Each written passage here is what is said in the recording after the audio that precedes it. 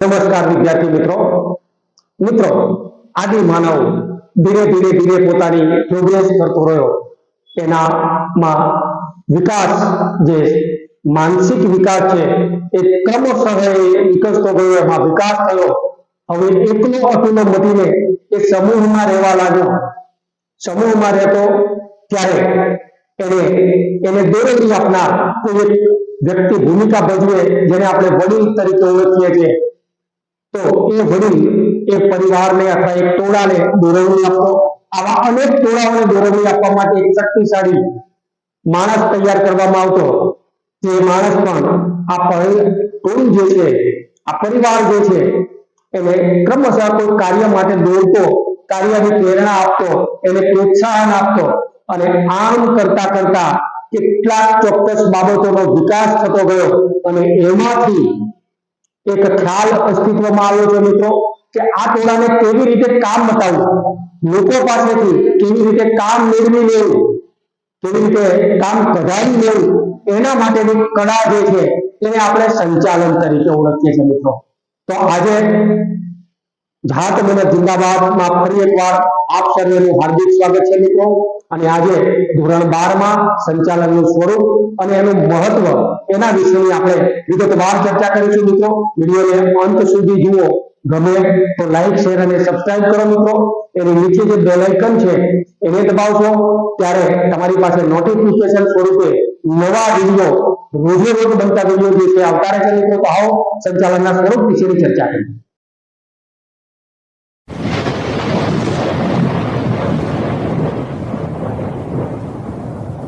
મિત્રો, ધોરણ 12 વાણિજ્ય વ્યવસ્થા અને સંચાલન. અને વાણિજ્ય વ્યવસ્થા અને સંચાલનમાં પ્રકરણ 1, સંચાલનનો અર્થ, એનું સ્વરૂપ અને એનું મહત્વ, આની આપણે આજે ચર્ચા કરવી છે મિત્રો. સંચાલનનો અર્થ, સંચાલનનું સ્વરૂપ અને સંચાલનનું મહત્વ. સૌ પ્રથમ સંચાલનને સાદી પરિભાષામાં શીખવીએ તો કોઈ પણ પરિવાર, કુટુંબ અથવા સમૂહ અથવા જૂથ જે છે એનું પરિચાલન કરવું, એને સારી રીતે પ્રેરણા આપવી, એની પાસેથી કામ કરાવી લેવું. તો આ પ્રકારની એક કળા જે છે એને આપણે સંચાલન તરીકે ઓળખીએ છીએ. એટલે કે એને વ્યવસ્થિત રીતે ચલાવવું. એક પરિવાર હોય છે, પરિવારની અંદર એક પિતા હોય, એક માતા હોય છે, એમના બાળકો હોય અને એમનાથી મોટા દાદા દાદી હોય છે મિત્રો. તો એમાં સૌથી મોટા જે છે દાદા, એ પરિવારનું સંચાલન કરે છે, માત્ર સંચાલન કરે છે. અને પ્રેરણા આપે છે પોતાના પુત્રને, પુત્રવધૂને, પત્નીને અથવા પૌત્રો પ્રપૌત્રો જે છે એમને પ્રેરણા આપે છે કે બેટા તમારે આ કામ કરવાનું છે, તમે આ રીતે કામ કરો, આ રીતે કરશો તો સારી રીતે પરિવાર ચાલશે. એમને એક સરસ મજાની પ્રેરણા અને સંસ્કારનું સિંચન કરવાનું કાર્ય એ દાદા કરે છે મિત્રો. બસ જો આ દાદા પાસે માનસિક ક્ષમતા હશે, વ્યવસ્થિત રીતે એ પ્રેરણા અને પ્રોત્સાહનો પૂરા પાડશે, તો મિત્રો ચોક્કસપણે એ પરિવાર હંમેશા વિકસિત થતો જશે. અને જે પરિવાર પાસે આ કળા નથી હોતી એ અલ્પ વિકસિત રહેશે. આ એક નાનકડું ઉદાહરણ છે. એક વસ્તુ આપણે જયારે સંસ્થાને લાગુ પાડીએ છીએ, કોઈ પણ ધાર્મિક, સામાજિક, નાણાકીય, વ્યવસાયિક કોઈ પણ સંસ્થા હોય, તો એ સંસ્થાનું સંચાલન કરવા માટે પણ આપણે એનો અર્થ, સ્વરૂપ અને મહત્વ સમજવું જરૂરી છે મિત્રો. સૌ પ્રથમ કુંતજ અને ઓનોલન બે વિદ્વાનોની વ્યાખ્યા આપણે જોઈએ, એમનો અર્થ જોઈએ ત્યારે સંચાલન એટલે વ્યક્તિઓ પાસેથી કામ લેવાની કળા. મિત્રો, અહીંયા ફક્ત કામ લેવાની કળાને મહત્વ આપવું છે. સંચાલનનો મતલબ જે પણ વ્યક્તિઓ છે, જે ટીમ તમારા હાથ નીચે કામ કરે છે, એવી વ્યક્તિઓ પાસેથી કામ લેવાની કળા એટલે સંચાલન. મિત્રો, એક ક્લાસમાં ભણતા વિદ્યાર્થીઓ, અહીંયા મારી પાસે બેઠેલા વિદ્યાર્થીઓ, અને એ વિદ્યાર્થીઓને મારે કેવી રીતે એમનું સારામાં સારું પરિણામ મેળવવું એ મારી કળા ઉપર આધાર રાખે છે. હું કેવી રીતે એમને પ્રેરણા આપું છું, હું કેવી રીતે એમનું સંચાલન કરું છું, હું કેવી રીતે એમનું મૂલ્યાંકન કરું છું, હું કેવી રીતે એમને ગાઈડ કરું છું કે માર્ગદર્શન આપું છું, એના ઉપર એના પરિણામનો આધાર છે મિત્રો. જે પણ શિક્ષક છે એ શિક્ષક વર્ગનું વ્યવસ્થિત સંચાલન કરશે, છોકરાઓની માનસિકતા જાણીને સંચાલન કરશે તો સારામાં સારું પરિણામ મેળવી શકશે. અને જે શિક્ષકો માત્ર ને માત્ર ટાઈમ પાસ કરશે તો વિદ્યાર્થીઓના પરિણામ ઉપર એની માઠી અસર પડે. મિત્રો, આ થઈ એક શૈક્ષણિક સંસ્થાની વાત. એવી જ રીતે આપણે કોઈ ઉત્પાદક એકમ હોય તો ઉત્પાદક એકમ પાસે પણ વ્યક્તિને જે પણ એની નીચે કામ કરતા વ્યક્તિઓ તેમાંથી વધુમાં વધુ ઉત્પાદન મેળવે અને ઓછી થકાવટથી એને થાક ઓછો લાગે, માનસિક અને શારીરિક થાક ઓછો લાગે એવું પર્યાવરણ પૂરું પાડવા માટેની જે કળા છે એને આપણે સંચાલન તરીકે ઓળખીએ છીએ. તો આ એક પ્રકારની કળા છે. તો સંચાલન એટલે અન્ય વ્યક્તિઓ પાસેથી કામ લેવાની કળા. ત્યારબાદ ડોક્ટર જ્યોર્જ આર ટેરી એમણે એક સરસ મજાની વ્યાખ્યા આપી છે. તો અહીંયા તમારે જે પણ શબ્દો છે એની આગળ એમ છે મિત્રો. તો અહીંયા 5 એમ તમારે યાદ રાખવાના છે. આ 5 એમ તમે યાદ રાખો છો ત્યારે તમારી વ્યાખ્યા એકદમ ક્લિયર થઈ જાય. મેન, મશીન, મટીરીયલ્સ, મેથડ અને મની માર્કેટ. તો અહીંયા 5 એમ ને તમારે ધ્યાનમાં રાખવાના છે.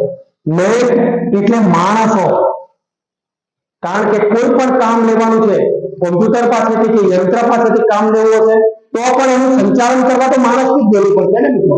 તો માણસો પાસેથી જ આપણે છેવટે તો કામ લેવું છે. મશીન્સ બીજા નંબરે છે. મશીન્સ એટલે યંત્રો. યંત્રો પાસેથી કામ લેવા માટે પણ તાલીમ પામેલો માણસ જ જરૂરી છે. મટીરીયલ્સ, સાધનો, ઉત્પાદનના સાધનો. 4 સાધનો આપણે મુખ્ય લઈએ છીએ. જમીન, મૂડી, શ્રમ અને નિયોજક. આ ઉત્પાદનના સાધનો જે છે એ સાધનો એના દ્વારા એમાંથી આપણે વધુમાં વધુ વળતર કેવી રીતે મેળવી શકીએ. Man, machine, material, method. ત્યારબાદ ચોથા નંબરે છે મેથડ. મેથડ એટલે પદ્ધતિ. પદ્ધતિ એટલે કેવી રીતે કરવું, કોઈ પણ કાર્ય કેવી રીતે કરવું એના માટેની ચોક્કસ રીત, જેને આપણે પદ્ધતિ કહીએ. કઈ વસ્તુનું ક્યારે, કેટલા પ્રમાણમાં કેટલું ઉત્પાદન કરવું એ એક પદ્ધતિ દ્વારા આપણે નક્કી કરીએ છીએ તો એને આપણે મેથડ્સ કહીએ. માર્કેટ, બજાર. કારણ કે બજાર જે છે ને એ સમગ્ર સંચાલનનો અથવા તો સમગ્ર વેપારી વર્ગ જે છે એનો પણ ત્યાં મૂલ્યાંકન થાય છે. કઈ વસ્તુનું કેટલું મૂલ્ય છે એ ત્યાં નક્કી થાય છે. મિત્રો, બજાર નક્કી કરે છે. તમારી પ્રોડક્ટ કેવી છે તો તમારી પ્રોડક્ટ કેવા પ્રકારની છે એ બજાર નક્કી કરશે, તમે નક્કી કરી શકતા. અહીંયા ઓછી કિંમતે વધુ ગુણવત્તા વાળી વસ્તુ મળે. ઓછી કિંમત અને વધુ ગુણવત્તા, આ બંને વચ્ચે વિરોધાભાસ તો છે, કારણ કે ઓછી કિંમત હોય તો વધુ ગુણવત્તા ના હોય છે. પણ અહીંયા તમારે ઓછામાં ઓછી કિંમત મિનિમાઇઝ કરવાનું છે અને અહીંયા વધુમાં વધુ ગુણવત્તા આપવાનો પ્રયત્ન કરવાનો છે, મેક્સિમાઇઝ કરવાનું છે. તો ઓછી કિંમત અને વધુ ગુણવત્તા છે એ બજારમાં ટકી રહેશે મિત્રો, બાકીના બજારમાંથી ફેંકાઈ જાય છે. જ્યારે શિક્ષણની વાત કરીએ ત્યારે પણ જો સારા પરિણામો નહીં આવે તો સંસ્થાઓ એ બજારમાંથી બહાર ફેંકાઈ જાય છે. તો અહીંયા આપણે જોઈએ છે કે બજાર, માર્કેટ એ મૂલ્યાંકન કરે છે. હવે સંચાલનની જ્યારે આપણે વ્યાખ્યા લેતા હોઈએ ત્યારે સંચાલન એ એવી પ્રવૃત્તિ છે જે માણસો, યંત્રો, સાધનો, પદ્ધતિઓ, નાણું અને બજારનું આયોજન કરીને નાણું, અહીંયા મની શબ્દ જે છે એને આપણે અહીંયા પાછળથી ધ્યાનમાં લીધું છે. કુલ 6 બાબતો છે. તો મની એટલે નાણાં. 6 ધ્યાનમાં લેવાના છે આપણે. નાણાં, આ નાણાં વગર તો કોઈ કાર્ય થતું જ નથી મિત્રો. શરૂઆતથી અંત સુધી અને મુખ્ય ઉદ્દેશ પણ નાણું છે. ગમે તે સ્વરૂપે તમે મેળવો, નફા સ્વરૂપે મેળવો, ફી સ્વરૂપે મેળવો અથવા તો તમે કોઈ દાન સ્વરૂપે મેળવો તો પણ વચ્ચે તો માધ્યમ તરીકે નાણું જ છે. તો એના ઉપર તેનું આયોજન કરી તેના ઉપર અંકુશ રાખવાનું કાર્ય કરે છે આ સંચાલન. એની પર અંકુશ રાખવાનું કાર્ય કરે છે કે માનવ પ્રયત્નોની નેતાગીરી, સંકલન અને માર્ગદર્શન પૂરા પાડે છે, જેથી એકમના ઇચ્છનીય ધ્યેયોને હાંસલ કરી શકાય. આપણે આયોજનમાં જે ધ્યેય નક્કી કર્યા છે, જે ગોળ નક્કી કર્યા છે, એ ગોળને હાંસલ કરી શકાય એવું ડોક્ટર જ્યોર્જ આર ટેરીએ સરસ મજાની વ્યાખ્યા આપી છે અને એ વ્યાખ્યામાંથી આપણને તમામ બાબતો જેનો સમાવેશ થઈ જાય એવી તમામ વસ્તુઓનો વધુમાં વધુ સમાવેશ કરી લીધો છે મિત્રો. અહીંયા માણસો પાસેથી કામ લેવું, યંત્રો પાસેથી કામ લેવું, સાધનોની વ્યવસ્થિત ગોઠવણી કરવી, વિવિધ પદ્ધતિઓ અપનાવી, ઓછામાં ઓછા નાણાંનું રોકાણ કરીને વધુ નાણાં મેળવવા અને બજારને જાળવી રાખવું.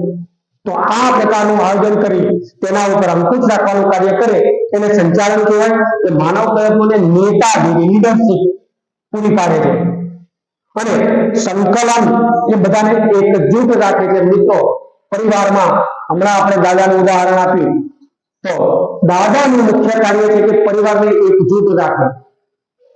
જો પરિવારને એકજૂટ નથી રાખતા તો એ સફળ નથી.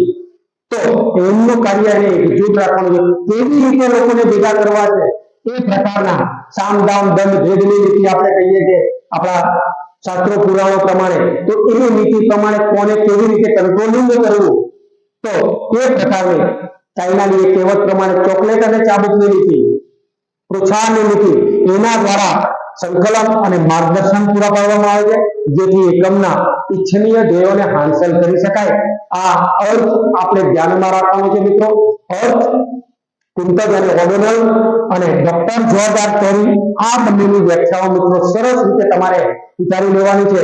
બંને વ્યાખ્યાઓને વ્યવસ્થિત રીતે ગોઠવી નાખવાની છે. એમાં કુંતજ અને ઓડોનલની વ્યાખ્યા તો એકદમ ઈઝી છે. અહીંયા 5-6 એમ યાદ રાખશો ફરી તો આ વ્યાખ્યા પણ તમારી ક્લિયર થઈ જશે મિત્રો. આગળ એનું સ્વરૂપ,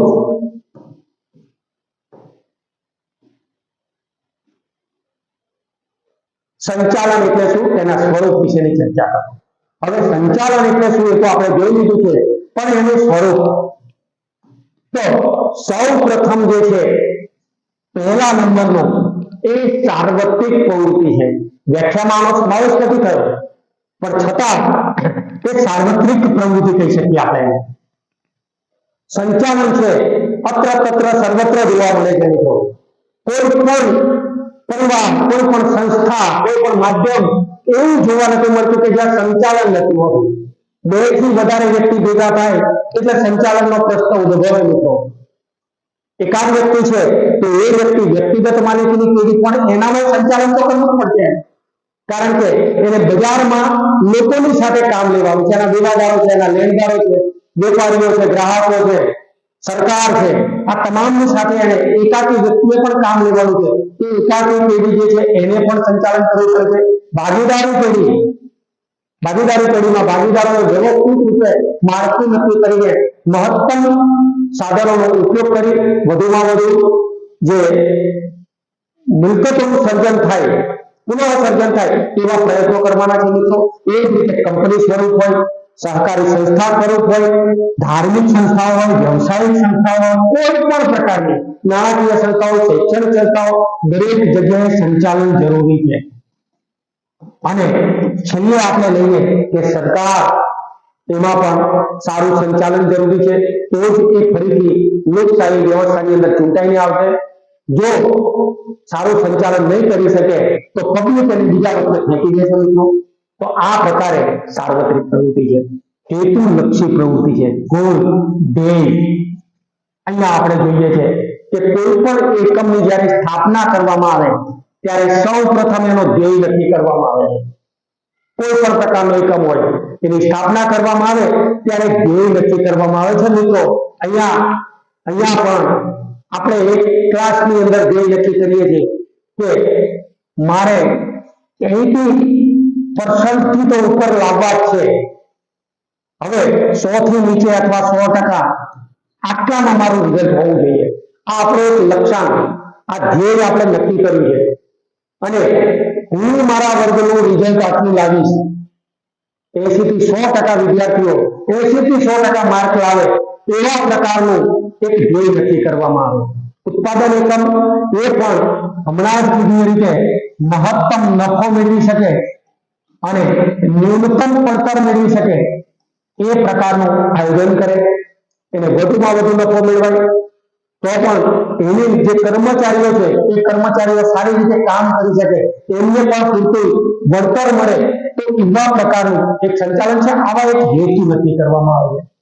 જુદા જુદા પ્રકારના એકમો જુદા જુદા પ્રકારના હેતુ ધરાવે છે. ભાગીદારી પેઢી તમે જુઓ તો ચોક્કસ કાર્ય કરવા માટે પણ એનો હેતુ હોઈ શકે, ચોક્કસ બાંધકામ કરવા માટેનો હેતુ પણ હોઈ શકે. તો આવા પ્રકારની જે પણ ધ્યેય, જે પણ લક્ષ્યાંક નક્કી કર્યું છે એ લક્ષ્યાંક પૂરું કરવા માટે સંચાલન જરૂરી છે. તો આ એક હેતુલક્ષી પ્રવૃત્તિ છે મિત્રો, જૂથ પ્રવૃત્તિ. હમણાં તમને આગળ આપણે ચર્ચા કરી એ રીતે કે પરિવાર, જ્યાં જૂથ છે, જ્યાં સમૂહ છે, આ સમૂહ છે ત્યાં સંચાલનની જરૂર પડે છે. કારણ કે એક વ્યક્તિના ભોગે બીજી વ્યક્તિને તમે અન્યાય ના કરી શકો, એના માટે સારું સંચાલન જોઈએ. જો ઘરમાં સારું સંચાલન નહીં હોય તો નાના છોકરાની વહુ છે અથવા મોટા છોકરાની વહુ છે, એને બરાબર કામ કરાવે તો એ વ્યક્તિને જ કામ કરવું પડે. આખા પરિવારનું દહેડા કરતા કરતા પરિવાર આખો વિખેર થઈ જાય મિત્રો. કારણ કે એક વ્યક્તિ તમામ જવાબદારીઓ નહીં ઉપાડી શકે, એને વિતરણ કરવાનું છે, એને વ્યવસ્થિત રીતે વહેંચી નાખવાનું છે. અને જો એને વેચવામાં તમે સક્ષમ થશો, તમે સફળ થશો, તો પરિવાર સારી રીતે ચાલે છે મિત્રો. તો અહીંયા આપણે જોઈએ છે કે આ જૂથ પ્રવૃત્તિ, જૂથની સાથે સમૂહની સાથે કામ લેવાનું છે અને એક કામ સંચાલનના સિદ્ધાંતો દ્વારા આપણે નક્કી કરી શકીએ છીએ. ભલે આપણા વડીલો જે છે એ વડીલો ભણેલા ન હતા અને છતાં પણ કુટુંબ અથવા પરિવારનું સારું એવું સંચાલન કરી શકતા હતા. એના ઉત્તમ ઉદાહરણો આપણને ઇતિહાસમાં જોવા મળે છે મિત્રો. અને કેટલાક એવા પરિવારો છે કે જેની પાસે ઘણા બધા છોકરાઓ હોવા છતાં પણ પરિવાર અધોગતિ પામ્યો છે, એવા પણ ઇતિહાસમાં ઉદાહરણો જોવા મળે છે મિત્રો. તો પરિવારની અધોગતિ જે છે એ હંમેશા અને હંમેશા એ નેતા અથવા તો વડીલ, જૂથનો વડીલ જે છે એના ઉપર આધારિત છે. અને એનું સરસ મજાનું ઉદાહરણ તો આપણી એક મહાભારત કાવ્યને વાંચીએ ત્યારે આપણને મળી શકે છે મિત્રો. કે એમાં ધૃતરાષ્ટ્રએ જે સંચાલન કર્યું છે, હસ્તિનાપુર આખું વેરવિખેર થઈ ગયું છે મિત્રો. તો આ પ્રકારે જૂથ પ્રવૃત્તિ સતત ચાલતી પ્રવૃત્તિ છે. સંચાલન કઈ ખાલી શરૂ કર્યું અને પૂરું કર્યું નથી, એ સતત ચાલે છે. દરેક ક્ષેત્રે સંચાલનની જરૂર પડે છે. તમે શરૂઆતમાં ધ્યેય નક્કી કરો છો, આયોજન બનાવો છો, તો ત્યાં સંચાલનની જરૂર છે. ત્યાર પછી આ આયોજનને કાર્ય કરવા માટે એના સાધનોને એકત્રિત કરો છો, કર્મચારીઓની ભરતી કરો છો, એમને તાલીમની વ્યવસ્થા કરો છો, એમને દોરવણી આપો છો, એમની પાસેથી કાર્ય કરાવો છો, એમની કાર્યક્ષમતામાં વધારો કરાવીએ છે. આ બધાનું મૂલ્યાંકન કરવામાં આવે છે. આ દરેક જગ્યાએ તમારે સંચાલનની જરૂર પડે છે. દરેક વસ્તુમાં એ બધી જ વસ્તુઓ જે છે ત્યાં સંચાલનની જરૂર પડે છે. કોઈ એક જગ્યાએથી એ અટકી નથી જતું, માટે આપણે કહીએ કે સતત ચાલતી પ્રવૃત્તિ છે, અનંત ચાલતી પ્રવૃત્તિ છે. સંચાલન ક્યારે અટકતું નથી. માનવીય પ્રવૃત્તિ છે. સંચાલન એ છેલ્લે માનવી સાથે સંકળાયેલું છે. देखो मानस पासेથી કામ લેવા માટે કોઈ એક વિદ્વાને મનોવિજ્ઞાનીએ કીધું છે કે તમે કોઈ માણસનું હાથ ભાડે લઈ શકશો, એના પગ ભાડે લઈ શકો, પણ એના મગજને તમે ભાડે નથી લઈ શકતા. એનો કહેવાનો ભાવ અર્થ કે માણસ પાસેથી તમે પુષ્કળ કામ કરાવી શકશો દબાણપૂર્વક, કારણ કે ભૂતકાળની અંદર ગુલામો પાસેથી દબાણપૂર્વક કામ કરાવવામાં આવતું અને ઓછા વેતને કામ કરાવ, ક્યારેક તો મફતમાં કામ કરાવવામાં આવતું. તો તમે ગુલામો પાસેથી કામ કરાવી શકશો, પણ એનું મગજ હંમેશા તમને ધિક્કારતું હશે. પણ તમે એવા પ્રકારનું સંચાલન કરો કે માનવી સામેથી કામ કરવા માટે તૈયાર થાય, તો કામ કરવા માટે તૈયાર થાય એ પ્રકારનું પ્રોત્સાહન આપણે માનવ પ્રવૃત્તિઓ એને ધ્યાનમાં રાખીને નક્કી કરવાનું છે. તમારે સારું યંત્ર ચલાવવું છે મિત્રો, તો એ યંત્રને ચલાવવા માટે જે પણ માણસ છે, જે પણ કર્મચારી છે એને તાલીમ આપવામાં આવે છે, એને એ પ્રકારનું શિક્ષણ આપવામાં આવે છે. એમાં ઓછામાં ઓછા જોખમે વધુમાં વધુ ઉત્પાદન મેળવી શકાય એવું એક એને ટ્રેનિંગ આપવામાં આવે છે. એને ચોક્કસ વાતાવરણ પૂરું પાડવામાં આવે છે, એને પૂરતો પગાર આપવામાં આવે છે. જો આ બધું ના કરવામાં આવે મિત્રો તો એ માણસ કંટાળીને કાં તો કંપની બદલી કાઢશે, કાં તો કામમાં ભેટ ઉતારશે. જો એને બીજું કામ નહીં મળે તો કામમાં ભેટ ઉતારશે. જ્યારે માનવીય પ્રવૃત્તિ છે તો એ માનવીય પ્રવૃત્તિને વ્યવસ્થિત રીતે માણસો પાસેથી કામ લઈ શકીએ એવા પ્રકારની સંચાલન, એને આપણે ઉત્તમ સંચાલન કહીએ. નિર્ણય પ્રક્રિયા, સંચાલન હંમેશા નિર્ણય પ્રક્રિયા સાથે સંકળાયેલું છે. હમણાં જ તમને એક ઉદાહરણ પરિવારનું આપ્યું છે મેં, કે સારા નિર્ણયો જ્યારે લેવાશે ત્યારે આપણું એકદમ ઉત્તરોત્તર પ્રગતિ કરશે, અને જો સારા નિર્ણયો નથી લેવાતા તો ધીરે ધીરે એકમ બંધ થશે અથવા તો ફ્લોપ જશે મિત્રો. તો નિર્ણય પ્રક્રિયા એ પણ સંચાલનનું એક અતિ ઉત્તમ પરિબળ કહી શકીએ. વિજ્ઞાન, કળા અને વ્યવસાય છે. આને આપણે અલગ મુદ્દાથી ચર્ચા કરવાની છે મિત્રો. સંચાલન એક વિજ્ઞાન છે, એક કળા પણ છે અને એક વ્યવસાય પણ છે. વિજ્ઞાન એટલે વિશિષ્ટ પ્રકારનું જ્ઞાન છે, એ ચોક્કસ પ્રવૃત્તિ પછી સિદ્ધાંતો સ્થાપીને એક નક્કી કરવામાં આવે છે. તો એ પ્રકારનું સંચાલનમાં પણ છે. કળા, કોઈની પાસેથી કેવી રીતે કામ કરાવી લેવું, કળા હાથ જેને કહીએ છીએ આપણે. તો વિવિધ પ્રકારની મનુષ્યમાં જે કળાઓ, તેના કૌશલ્યો છે, એવી રીતે કોઈની પાસેથી કામ લેવા માટેની પણ કળા છે. એ હસતા હસતા તમારું કામ કરવા તૈયાર થાય તો એને આપણે કળા કહી શકીએ. અને વ્યવસાય છે. વ્યવસાય વ્યક્તિના બદલાની અંદર જે પણ સેવા આપવામાં આવે છે, અહીંયા શિક્ષકો એ ક્લાસીસની અંદર જ્યારે સેવા આપે છે તો એના બદલામાં ફી વસૂલ કરે છે, તેને એક પ્રકારનો વ્યવસાય કહેવાય. ડોક્ટર એ નિદાન કરે છે, એના બદલામાં જે મેળવે એને ફી કહેવાય. તો એવા પ્રકારના વ્યવસાયો છે. તો સંચાલન એક વિજ્ઞાન, કળા અને વ્યવસાય છે. એ પણ આપણે આગળ ઉપર જોવું છે મિત્રો. નેક્સ્ટ, સંચાલનનું મહત્વ સ્પષ્ટ કરો. હવે સંચાલનનું મહત્વ પહેલું આપણે જોયું કે સાર્વત્રિક છે. એના જ્યારે સ્વરૂપની અંદર જોયું ત્યારે એને આપણે સાર્વત્રિક છે એવું વાત કરી છે. તો અહીંયા સાર્વત્રિક છે એટલે એનો મતલબ કે દરેક ક્ષેત્રમાં ઉપયોગી છે. દરેક ક્ષેત્રમાં ઉપયોગી છે. સાધનો, જમીન, મૂડી, શ્રમ અને એ બધાનું સંચાલન કરે છે એને આપણે કહીએ નિયોજન. તો ઉત્પાદનના સાધનો જે છે એનો મહત્તમ ઉપયોગ કરે એવા પ્રકારનું સંચાલન એ જરૂરી છે. તો સાધનો પાસેથી મહત્તમ કામ મેળવી શકાય છે, આ સંચાલનનું મહત્વ છે. જમીન પાસેથી વધારેમાં વધારે વળતર મેળવી શકાય, મૂડી પાસેથી વધારેમાં વધારે આવક અથવા તો વ્યાજ મેળવી શકાય, શ્રમિક પાસેથી શ્રમ અને નિયોજન બંને સજીવ છે, બંને જીવન છે, આ બંને એકજીવ છે. તો શ્રમિક પાસેથી વધુમાં વધુ કામ મેળવી શકાય અને નિયોજકને પણ એ પ્રકારની ટ્રેનિંગ આપવામાં આવે કે દરેક પાસેથી સારું કામ મેળવી શકે. તો આ સાધનોનો મહત્તમ ઉપયોગ કરવાનો સંચાર શીખ્યો છે મિત્રો. ધ્યેય સિદ્ધિ આપણે ત્યાં પણ જોયું છે, એના સ્વરૂપમાં પણ જોયું છે. ધ્યેય સિદ્ધિ ચોક્કસ ધ્યેય નક્કી કરવામાં આવે છે અને એ ધ્યેય સિદ્ધ કરવા માટે તમામ સાધનોને એક તરફ પાડવાની એક કળા, એને આપણે સંચાલન કહીએ છીએ. તો સંચાલન આપણે ધ્યેય સિદ્ધિ માટે મદદ કરે છે, ધંધાની સફળતા માટે ઉપયોગી. કોઈ પણ પ્રકારનો ધંધો છે તો એ પ્રકારનો ધંધો, રોજગાર, વેપાર તમામમાં સંચાલન જે છે એની સફળતા માટે ઉપયોગી છે. ત્યારબાદ રોજગારી તકોમાં વધારો થાય છે. અહીંયા આપણે જોઈએ છીએ કે એક સારો સંચાલક, સારો મેનેજર એ જે છે એ કોઈ એક એકમનું સંચાલન કરશે તો એમાં વધુમાં વધુ કર્મચારીઓ જે છે એ કર્મચારીઓ જોડાય છે અને એ કર્મચારીઓ એ જોડાય છે દેશમાં અથવા તો જે તે વિસ્તારમાં રોજગારની તકોમાં પણ વધારો થાય છે.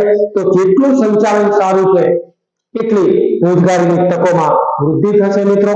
નફામાં વૃદ્ધિ, ઓછી પડતરે વધુ આવક મેળવી શકાય ત્યારે, અને એ પણ ગ્રાહકોને ધ્યાનમાં રાખીને, ગ્રાહકોની એના ગુણધર્મો, એના લક્ષણો, એની વૃત્તિ, એની ટેવો, એના પસંદગી વગેરેને ધ્યાનમાં રાખીને પણ વધુમાં વધુ નફો મેળવી શકે એવું એકમ. આપણે અત્યારે કેટલાક એકમો જોઈએ છે, રિલાયન્સ કંપની તમે જુઓ છો, તો એ પ્રકારના લોકો વધુમાં વધુ નફો મેળવે છે, વધુમાં વધુ મિલકતોનું સર્જન કરે છે મિત્રો. તો અહીંયા નફામાં વૃદ્ધિ, સામાજિક લાભ, સારું સંચાલન હશે તો સમાજને પણ ઉપયોગી થશે મિત્રો. કેટલાક એકમો પર્યાવરણ સુધારવા માટેની પ્રવૃત્તિઓ કરે છે, કેટલાક એકમો તે સામાજિક જે મદદરૂપ થવા માટે, કેટલાક પછાત કુટુંબો છે એને મદદરૂપ થવા માટેના પ્રયત્નો કરે છે, તો એ સંચાલન એની અંદર એક મહત્વનો ભાગ ભજવે છે. અને રાષ્ટ્રીય હેતુ, રાષ્ટ્ર પ્રત્યે પણ આપણે કર ભરવાનો છે, એની સાથે સાથે આપણે વફાદારીપૂર્વક રાષ્ટ્રને પણ વફાદાર રહેવાનું છે. એના માટેના તમામ કાર્યો એ આપણને સંચાલન શીખવે છે. તો આ પ્રકારે સંચાલનનું મહત્વ આપણે યાદ રાખીશું મિત્રો. સંચાલન એક વિજ્ઞાન છે. હવે વિજ્ઞાન એ વ્યવસ્થિત અને વિશિષ્ટ પ્રકારનું જ્ઞાન છે. વિજ્ઞાન એટલે વ્યવસ્થિત અને વિશિષ્ટ પ્રકારનું જ્ઞાન જેમાંથી નિયમો અને સિદ્ધાંતો કાઢી શકાય છે અને કાર્યકારણનો સંબંધ સ્થાપી શકાતો હોય એટલે વિજ્ઞાન. અહીંયા આપણે જોઈએ છે કે વ્યવસ્થિત જ્ઞાનને વિજ્ઞાન કહીએ છીએ. ચોક્કસ નિયમો અને સિદ્ધાંતો પર આધાર રાખે છે એ પ્રકારને આપણે વિજ્ઞાન કહીએ છીએ. તો અહીંયા આપણે જોઈએ કે ભાઈ કર્મચારી એની સાથે સંકળાયેલું છે સંચાલન. તો કર્મચારી એ વધુમાં વધુ કેવી રીતે કામ કરી શકે, સારામાં સારું ઉત્પાદન કેવી રીતે મેળવી શકે છે. તો અહીંયા 3-4-5 બાબતો આપણે સામાન્ય ધ્યાન પર લઈએ કે ભાઈ એને સારું પગાર ધોરણ, એટલે એનું સામાજિક અસ્તિત્વ જળવાઈ રહેવું જોઈએ, એને પગાર ધોરણ સારું આપો. કામ કરવાનું વાતાવરણ એને સારું આપો. એને પ્રોત્સાહન એટલે કે એની બઢતી કરવા માટેની એને આપો. ચોક્કસ તાલીમ, એને તાલીમ આપો. હવે અહીંયાથી આપણે જોઈએ છે કે કર્મચારી વધુ કામ નથી કરી શકતો અથવા થાકી જાય છે, તો એની પાછળ કયું કારણ જવાબદાર છે? તો કયું કારણ જવાબદાર છે આની અંદરથી આપણે શોધીશું. શું તેને પગાર ઓછો પડે છે? શું તેને સતત ગરમીમાં અથવા ઠંડીમાં કામ કરવું પડે છે? શું એને ચોક્કસ પ્રોત્સાહન નથી મળતું? શું એને તાલીમનો અભાવ છે? આને વિજ્ઞાન કહેવાય. મિત્રો આપણા ઘરમાં પંખો છે, પંખામાંથી અવાજ આવતો હોય અને પંખામાંથી અવાજ આવે ત્યારે કાં તો પંખા શોર્ટ સર્કિટ મોટર થયેલી હોય અથવા તો બેરિંગ બેસાઈ ગયું હોય, એમાં જે લુબ્રિકન્ટ છે એનો અભાવ હોય. આવા આપણે કારણો નક્કી કરીએ, આવી એક માનસિકતા તૈયાર કરીએ. પંખાને ઉતારીને એને સાફ સફાઈ કરીને જે રિપેર કરવામાં આવે ત્યારે એને પૂરતું ઓઇલિંગ કરવામાં આવે, બેરિંગ હોય તો બેરિંગને બદલવામાં આવે. એ સિદ્ધાંત છે કે પંખામાં અવાજ આવવા માટેના કારણો કયા કયા હોય અને એ કારણ જાણીને એને ચોક્કસ પ્રકારે નક્કી કરે કે ભાઈ બેરિંગમાં લુબ્રિકન્ટ ઓછું થાય તો પંખો અવાજ કરે. આ એક સિદ્ધાંત થયો અને એ લુબ્રિકન્ટ જ્યારે પૂરું પાડવામાં આવે ત્યારે ફરીથી પાછો પંખો વ્યવસ્થિત રહે, કામ કરતો થઈ જાય. અહીંયા પણ કર્મચારીને પણ આપણે એની પાસેથી કામ લેવાનું છે તો એને આના સિવાય પણ નહીં બાબતો છે. એનું સામાજિક સ્ટેટસ એ જળવાય છે કે કેમ, તો આ બધી બાબતોને આપણે ધ્યાનમાં રાખવાની છે અને એની પાસેથી મહત્તમ કામ મેળવવાનું છે. માટે આપણે એને વિજ્ઞાન કહીએ છીએ. એટલે કે સંચાલનના વિજ્ઞાનના લક્ષણો જોવા મળે જેમ કે વ્યવસ્થિત જ્ઞાન. આ બધા માટે જે તે લીડર છે એનામાં વ્યવસ્થિત જ્ઞાન હોવું જોઈએ કે કોની પાસેથી કેવી રીતે કામ મેળવવું. સર્વવ્યાપકતા, વિજ્ઞાનના સિદ્ધાંતો સર્વવ્યાપક છે, દરેક જગ્યાએ જોવા મળે કે ભાઈ પરમાણુમાં ઇલેક્ટ્રોન, પ્રોટોન અને ન્યુટ્રોન હોય તો દરેક જગ્યાએ એવું હોય. બ્રહ્માંડના કોઈ પણ ઘટકમાં એવું હોય. તો અહીંયા સર્વવ્યાપકતા છે. એ સંચાલનમાં પણ સાર્વવ્યાપકતા જોવા મળે છે અને સર્વવ્યાપક કારણો છે. આ બધા કારણો આપણે જે જોયા છે તે કારણ અને અસરનો સંબંધ, કાર્ય કારણનો જે આપણે સંબંધ કહીએ છીએ કે કેમ આ થયું, કેમ આ થયું, આ પ્રકાર તો થયું એની પાછળનું કારણ છે. કોઈ પણ કાર્ય છે એની પાછળ કારણ જવાબદાર છે. હકીકતો અને વાસ્તવિકતાઓ, એનું વિશ્લેષણ અને પ્રયોગોનો આધાર, વિશ્લેષણ અને પ્રાયોગિક ધોરણે આપણે પ્રયોગ કર્યો હોય કે ભાઈ કર્મચારીઓ વચ્ચે એક સરસ મજાની સ્પર્ધા રાખવામાં આવે કે જે વ્યક્તિ સારું કામ કરશે એને આ પ્રકારની એક તક આપવામાં આવશે અથવા તો આવું એક પ્રોત્સાહન ઇનામ આપવામાં આવશે અથવા એને સમૂહમાં એને સન્માન કરવામાં આવશે તો એ વ્યક્તિ હોશે હોશે કામ કરશે. તો આ પ્રકારનું જે છે ને એનો એક પ્રયોગ અપનાવી દે કંપની અને એ પ્રયોગ અપનાવ્યા પછી એને એનો આધાર લઈએ, બીજું એકમ કેવી રીતે આગળ લઈ જવું છે એ પ્રકારે એને આધાર બનાવીને એ કાર્ય કરે છે મિત્રો. નિયમોની ચકાસણી કરવામાં આવે વગેરેનો સમાવેશ થાય છે. માટે સંચાલન એક વિજ્ઞાન છે. જે વિજ્ઞાનના લક્ષણો છે એ સંચાલનમાં જોવા મળે છે મિત્રો. માટે આપણે એને વિજ્ઞાન તરીકે ઓળખીએ છીએ. તો અહીંયા એક પ્રકારનું વિજ્ઞાન, જેટલું વિજ્ઞાનનું જ્ઞાન પાવરફુલ છે સંચાલકનું, તો એ સારું એવું સંચાલન કરી શકશે મિત્રો. નેક્સ્ટ, સંચાલન એક કળા છે. તો સંચાલન એક કળા છે. કળા એટલે કાર્ય કરવાનું નિપુણ કૌશલ્ય, પરંતુ આ કૌશલ્યનો ઉપયોગ કરવા માટે જે તે કાર્યનું સૈદ્ધાંતિક જ્ઞાન હોવું જરૂરી છે. મિત્રો, તમે ડાયરેક્ટ ચિત્ર દોરો છો અને પેઇન્ટર જે ચિત્ર દોરે છે, બંનેની અંદર તફાવત હોય છે મિત્રો. તમે આપણે પોતે દિવાલ ચણવાનું કાર્ય કરીએ અને કયો જે કેળવાયેલો છે એ દિવાલ ચણે, તો બંનેમાં ફરક હોવાનો છે. તો અહીંયા એનું સૈદ્ધાંતિક જ્ઞાન હોવું જરૂરી છે. ડાયરેક્ટ તમે કોઈ પણ કાર્ય કરવા જશો તો એની અંદર તમને સફળતા નથી મળવાની મિત્રો. તો અહીંયા એક પ્રકારની કળા છે. સંચાલન અંગેના નિયમો અને સિદ્ધાંતોનો વ્યવહારમાં ઉપયોગ કરતી વખતે વ્યક્તિગત કુનેહ અને સૂઝ એ મહત્વનો ભાગ ભજવે છે. કળાની અંદર, કળામાં તમે તાલીમ દ્વારા કોઈ પણ વ્યક્તિમાં થોડો ફેરફાર કરી શકો છો, પણ એની અંદર એની કુનેહ અને એની સૂઝબૂઝ એ વધારે કામ લાગે છે મિત્રો. તમે એને ટ્રેનિંગ તો આપો છો, રેખાઓનો વળાંક કેવો હોઈ શકે, ત્યાર પછી એમાં કયા રંગોનું મિશ્રણ કરવામાં આવે, એને કેવા ભૌમિતિક આકારો આપણે કોની સાથે ગોઠવીએ તો સરસ મજાની વ્યવસ્થિત આકૃતિ લાગે, એવી એક આપણે તાલીમ આપીએ છીએ. પણ અંદરથી જે કુનેહ, એની સૂઝ જે છે એ પણ એક મહત્વનો ભાગ ભજવે છે. તો અહીંયા સંચાલન પણ એક કળા છે. કારણ કે સંચાલકની કળા જે છે, એની આંતરિક સૂઝ છે, એની કોઠા સૂઝ છે, એના કારણે એ એકમને વધુમાં વધુ નફો મેળવી શકે અથવા તો વધુમાં વધુ ધ્યેય સિદ્ધિ કરાવી શકે, એવા માટે એ પ્રેરક બળ બને છે. તો સંચાલન એક પ્રકારની કળા છે. નેક્સ્ટ આપણે જોઈએ ત્યારે સંચાલન એક વ્યવસાય છે. તો કોઈ પણ ક્ષેત્રનું વિશિષ્ટ જ્ઞાન પ્રાપ્ત કરીને તે જ્ઞાનનો લાભ સમગ્ર સમાજને આપવામાં આવે અને બદલામાં સમાજ પાસેથી ફી મેળવવામાં આવે, તો એવી પ્રવૃત્તિને આપણે વ્યવસાય કહીએ છીએ. હવે વ્યવસાયની જો લાક્ષણિકતાઓ જોઈએ આપણે, વ્યવસાય એટલે આપણે કોઈ પણ ક્ષેત્રનું વિશિષ્ટ જ્ઞાન મેળવો તમે, જે એટલે કે શિક્ષકો પોતાના વિષયનું વિશિષ્ટ જ્ઞાન મેળવીને વિદ્યાર્થીઓને પ્રેરણા આપે છે અથવા તેને પીરસે છે, તો એ પ્રકારની વ્યવસાય કહી છે. એના બદલામાં થોડી ઘણી ફી વસૂલ કરે છે મિત્રો. તો અહીંયા વ્યવસાયની લાક્ષણિકતાઓમાં એ વિશિષ્ટ પ્રકારનું જ્ઞાન છે, જ્ઞાનમાં વૃદ્ધિ અને સંશોધન જરૂરી છે. વ્યવસાયિક મંડળો, એક કરતા વધુ વ્યવસાય સંગઠનો ભેગા થાય છે અને વ્યવસાયિક મંડળો કહીએ છીએ. ચોક્કસ આચાર સંહિતા અથવા તો નિયમોનું પાલન કરવું પડે છે અને એમની નૈતિક જવાબદારી હોય છે કે સમાજને વધુમાં વધુ સારી એવી વસ્તુઓ પૂરી પાડી શકે, સારી સેવાઓ પૂરી પાડી શકે. તો આ તમામ વસ્તુઓ એ વ્યવસાય તરીકે આપણે ઓળખીએ છીએ. સંચાલનમાં તમામ બાબતો જોવા મળે છે કે સંચાલકમાં વિશિષ્ટ પ્રકારના વિલક્ષણ જ્ઞાનની જરૂર હોય છે, તો જ સારો સંચાલક છે. એનામાં જ્ઞાનમાં વૃદ્ધિ અને સંશોધનને સતત પ્રોત્સાહન આપતો હોવો જોઈએ. માનસિક વિકાસ કરવા માટેનું સતત પ્રોત્સાહન આપે તો જ એ સારો સંચાલક બની શકે છે. વ્યવસાયિક મંડળો જે છે, તો એની સાથે જોડાયેલા સંચાલકો, જે સંચાલક મંડળ આપણે એમને કહીએ, તો એ પણ એકબીજા સાથે જોડાયેલા હોય છે. તો એ પ્રકારે વ્યવસાયિક મંડળો છે એ બધા ચોક્કસ નીતિ નિયમોનું, સરકારી આદેશો અથવા તો પોતાના બનાવેલા નિયમો જે છે એનું પાલન કરવાનું છે, એની મર્યાદામાં રહીને કામ કરવાનું છે.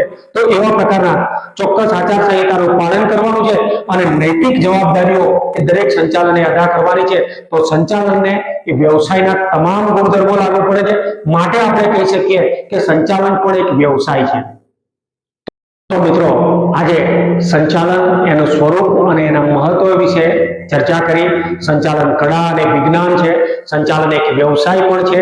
તો એવા પ્રકારની તમામ બાબતો વિશે જે ચર્ચા કરી છે મિત્રો, તમે મૌલિક ભાષામાં સરસ મજાનો પ્રશ્ન આ જ મુદ્દાઓની અંદર તમે તમારો જવાબ લખી શકો મિત્રો.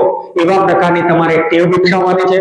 જ્યાંથી પણ મુદ્દાઓ મળે એ મુદ્દાઓની અંદર એડ કરતા રહેશો અને એવા મુદ્દાઓથી સરસ મજાની તમારી નોટબુક તૈયાર કરો તો ચોક્કસપણે તમે સફળતા મેળવી શકશો મિત્રો. આ અને આવા અનેક વિડીયો સાથે આપણે ફરીથી મળીએ. ત્યાં સુધી સર્વેને જય હિન્દ.